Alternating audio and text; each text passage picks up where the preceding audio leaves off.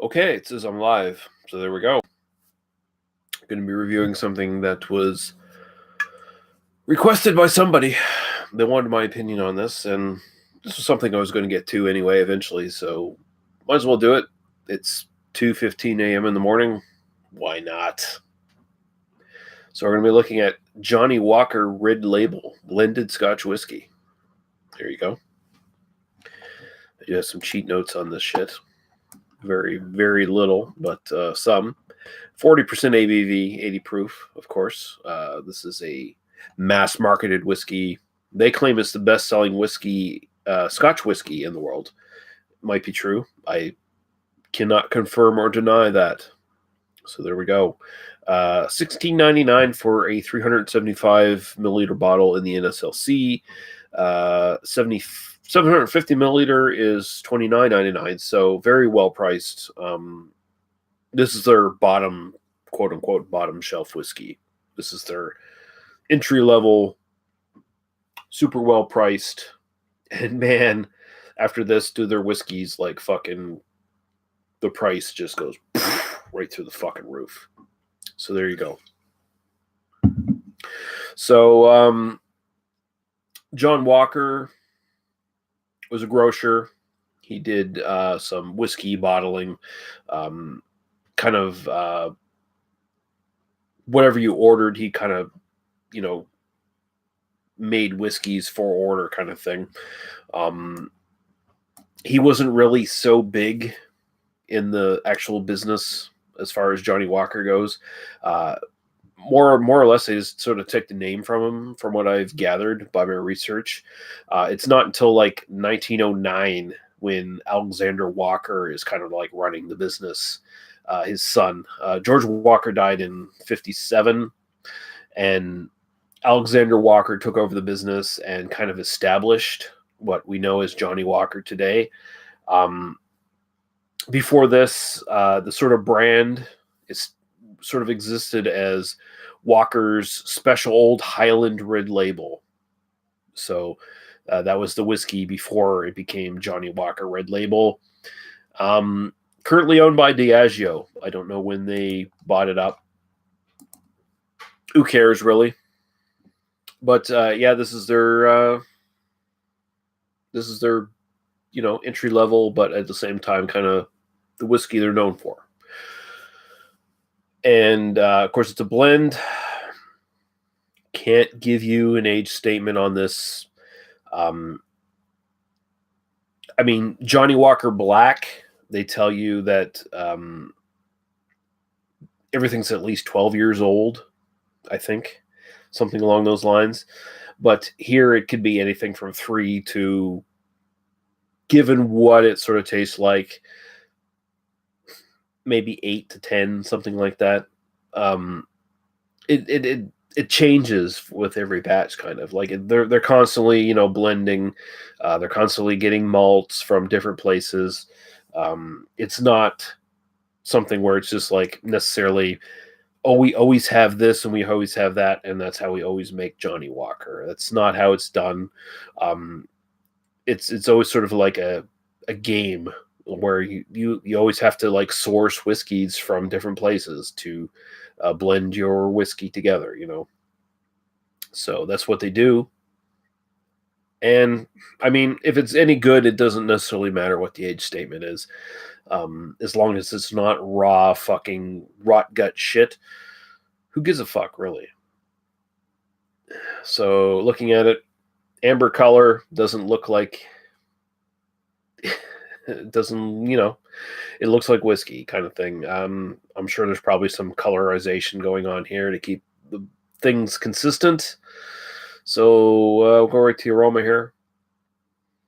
And this has malts from all over Scotland, basically. Like, they basically take something from every region. So you have everything from Speyside to Islay. So in the nose, slightly honeyed citrus, mostly kind of a apple and it's nice. It's pleasant. very non-threatening, I guess is the best way to put it. You get a little bit of slight medicinal, smoky character in the very background. This is peated, of course, but very slightly. I don't know what the parts per million are, but there is some peat going on in here. There's some peated malt in this, I should say. Mm.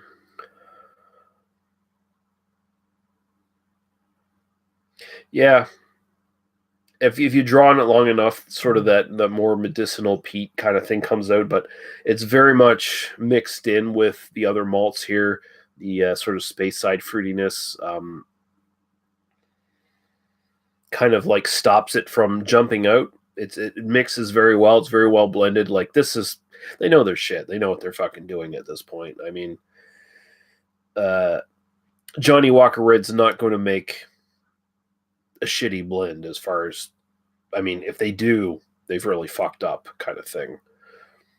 They have this down to exact science, even when they're, again, like I said, where they're sourcing from different distilleries, you know, on a constant basis kind of thing, where sometimes they have to get like a 12-year-old from here instead of an 8-year-old from some other place that they were always getting it from kind of thing.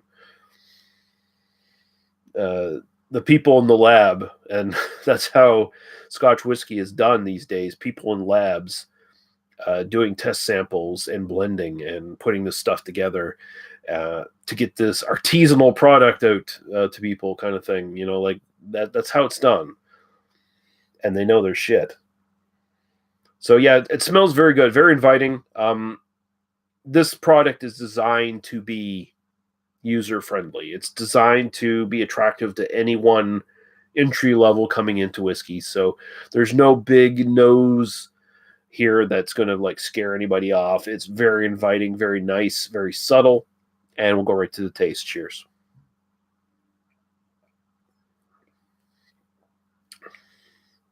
Mm. Very light in body, sweet, fruity, a lot of apple character right off the bat.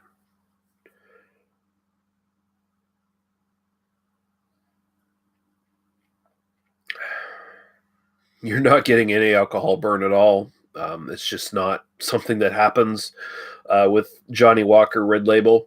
Again, it's superiorly designed to be an entry level whiskey that you can mix. Like they actively go towards their market saying, you can do this straight or you can mix this in any sort of cocktail you want to do. And definitely you can. I wouldn't recommend it, but I'm just a bit of a snob when it comes to whiskey cocktails. I'm like, don't do it. Just drink the whiskey and enjoy it. But this whiskey is designed to be either or. You can mix it or you can just drink it straight. There's not a lot to it. Really isn't, but it's very pleasant. The finish is slightly smoky, little wisp of smoke in the back, a little bit of vanilla.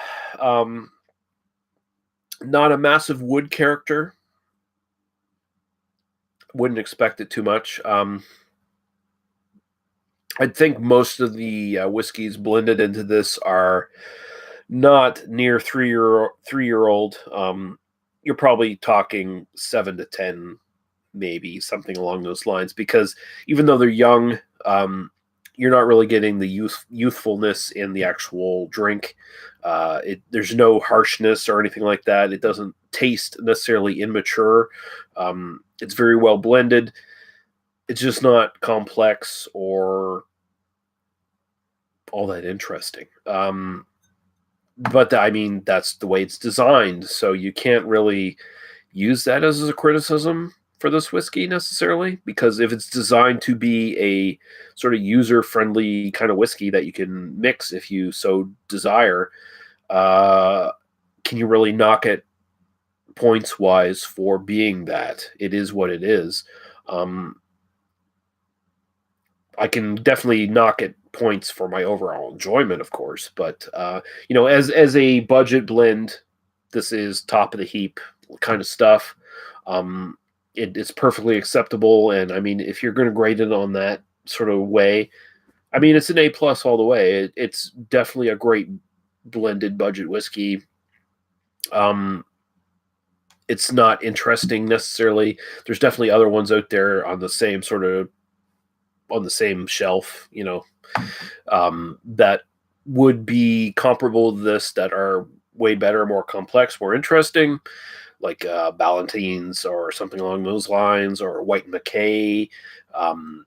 Definitely have more flavor, but this is perfectly acceptable, good stuff. And for my overall enjoyment, and that's what I'm going to give my ultimate grade on here. There's nothing wrong with it, man. There's really nothing wrong with it. It's just not exciting. Like, this is stuff I could just slug back and not think about. But at the same time, it's expertly crafted. I'm going to give it a solid B plus. It really is that good. I mean, again, they've got their shit down. They've been doing this for more than a century. They know what they're doing. So Johnnie Walker, Red Label, B plus. I enjoyed Johnnie Walker Black better. I mean, what can you say?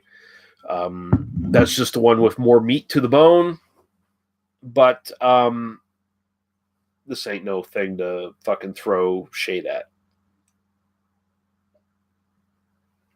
So thanks for watching. Cheers. And we'll talk to you guys later. Goodbye.